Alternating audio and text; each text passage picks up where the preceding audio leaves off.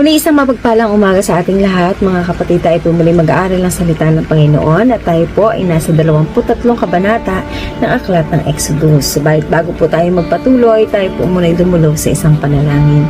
Ama naming Diyos na makapangyarihan sa lahat, muli po kami nagpupuri at nagpapasalamat sa iyong dakilang pangalan. Salamat Lord sa pagkakataon na patuloy niyo pong ipinagkakaloob sa amin upang mapagnilay-nilayan ang iyong mga salita. Dalangin namin Panginoon ang inyong wisdom, Panginoon, siyang patuloy yung ipagkaloob sa amin upang higit po namin maunawaan ang lawak at lalim ng iyong mga salita. Dalayan ko, Lord, nabuksan mo ang aming spiritual ears, ang aming spiritual eyes, ang aming mga puso. Ihanda mo, Panginoon, sa iyong mga salita. We give you all the glory and honor in the mighty name of our Lord Jesus Christ. Amen. Verse 1, ang mga tuntunin tungkol sa katarungan. Huwag kayong gagawa ng anumang pahayag na walang katotohanan. Huwag kayong magsisinungaling para lamang tulungan ang isang taong may kasalanan. So, dito po makikita natin, no, itong verse 1 to 4, nagpapakita po to ng respeto sa batas, hindi sa convenience or hindi sa nakakarami. Sabi niya po dito sa verse 2, huwag kayong makikiisa sa karamihan, ayan, sa paggawa ng masama o sa paghadlang sa katarungan. Ngunit, huwag rin ninyong kikilingan ang mahihirap dahil lang sa kanilang kalagayan. Kung makita ninyong nakawala ang baka o asno ng inyong kaaway, hulihin ninyo ito at dalihin sa may-ari. Kapag nakita ninyong nakabuwal ang asno ng inyong kaaway dahil sa bigat ng dala, tulungan ninyo ang may-ari upang ibangon ang hayop. So dito po pinapakita po sa atin dito, no, na hindi ibig sabihin mayaman yung tao, dapat natin siyang kilingan. Hindi rin ibig sabihin mahirap, kailangan natin siyang kilingan, no? Kundi talagang ipinapakita po dito yung katotohanan, no? Dapat tatayo tayo dun sa katotohanan. At makikita din po natin dito na yung paggawa ng mabuti ay hindi base sa ating nararamdaman. It's not about our feelings, no? Na bibigyan lang natin ng tulong yung taong okay tayo sa kanya or nakakaramdam tayo sa kanya ng neutral na pakiramdam. Like for example, wala tayong galit, wala tayong issue sa kanya, pero pag may issue tayo, hindi na tayo gagawa ng kabutihan, which is wrong. Ano po, dito ipinapakita na yung paggawa ng mabuti ay hindi po nakabase sa ating nararamdaman.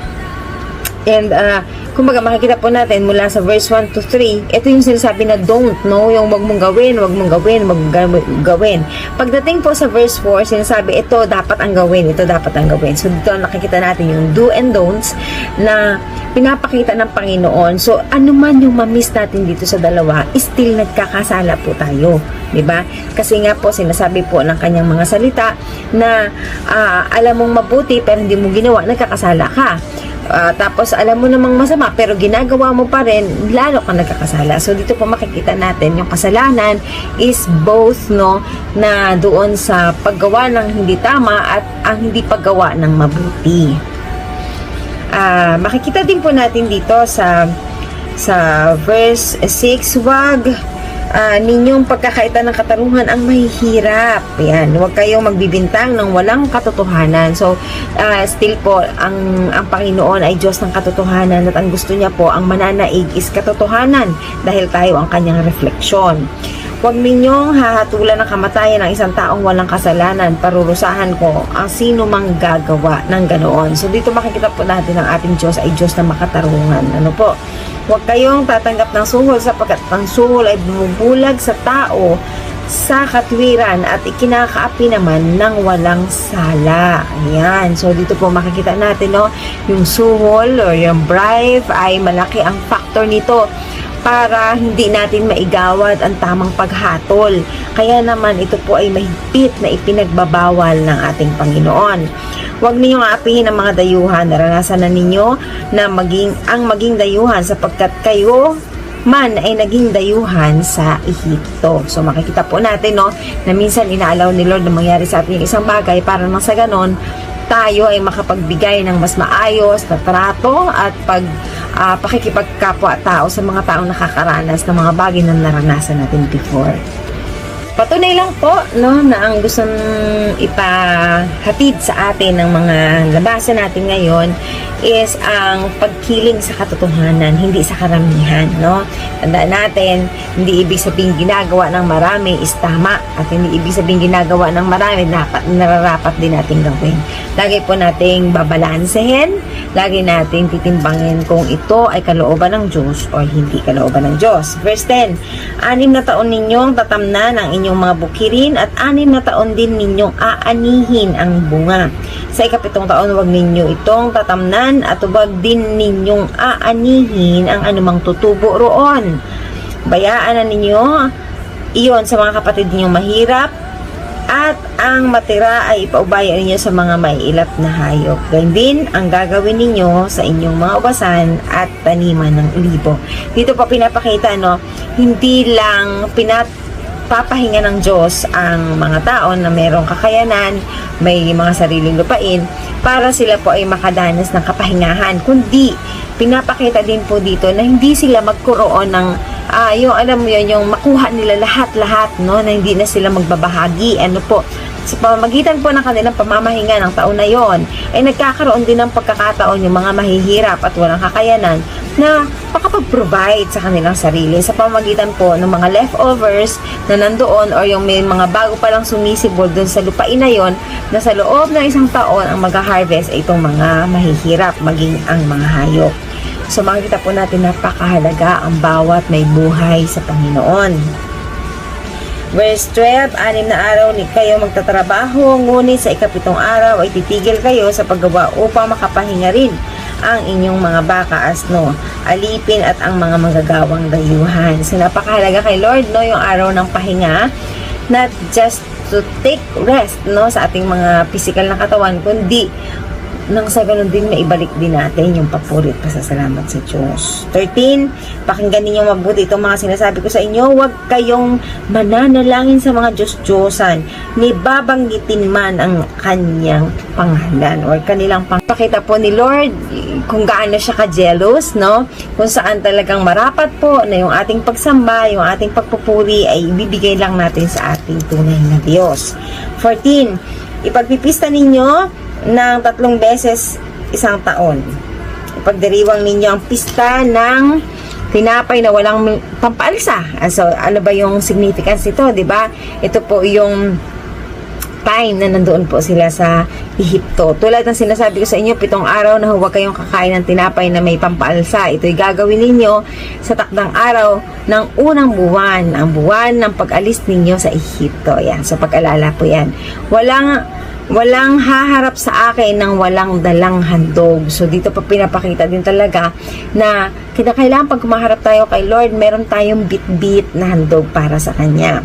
Ito po ay form or uri ng pagsamba. 16, ipagdiriwang ninyo ang pistang pag-aani tuwing aanihin ninyo ang unang bunga ng inyong bukirin. Yung first fruit, no po, na tinatawag natin, na kumbaga po, makikita natin dito na si Lord, dapat i-honor natin yung kanyang mga sinasabi, kung saan yung first fruit natin ay nararapat natin ipagkaloob sa kanya. At ipagdiriwang din ninyo ang pista ng mga tolda sa pagtatapos ng taon, sa pista ng ubas at ng mga bungang kahoy. 3 beses isang taon, lahat ng lalaki haharap sa Panginoong Yahweh. Huwag ninyong sasamahan ang tinapay na may pampaalsa, mga hayop na ihahandog ninyo sa akin. At huwag ninyong hahayaang matira sa kinabukasan ang taba ng mga hayop na handog ninyo sa pagpipista para sa akin. So, sinasabi dito, no, even yung best, no, para best from the animals ay kailangan i-offer kay Lord. Kasi nga po, He is a God na holy, He is a loving God, He is a gracious God.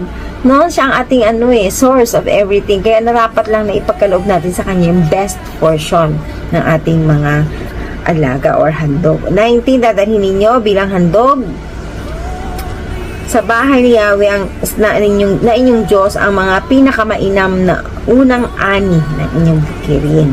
Huwag kayong maglalaga ng tupa o batang kambing sa gatas ng sarili nitong ina. So, bakit ba ito iniuutos ni Lord? Kasi po, ito pong laga ng baby na nasa sinapupunan pa ng kanyang nanay ay isang uri po ng pagan fertility rituals, no? Kung ginagawa nila ito noon, tapos parang ini-spray nila yung tubig na yon sa kanilang mga pananim kasi naniniwala po sila na yun yung magiging sa kanilang word is swerte, no?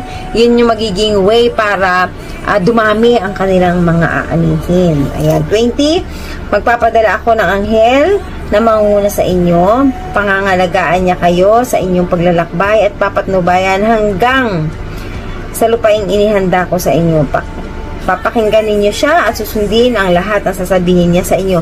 Huwag ninyo siyang susuwayin sapagkat lahat ng ginagawa niya ay sa pangalan ko at hindi niya kayo patatawarin kapag nagrebelde kayo sa kanya.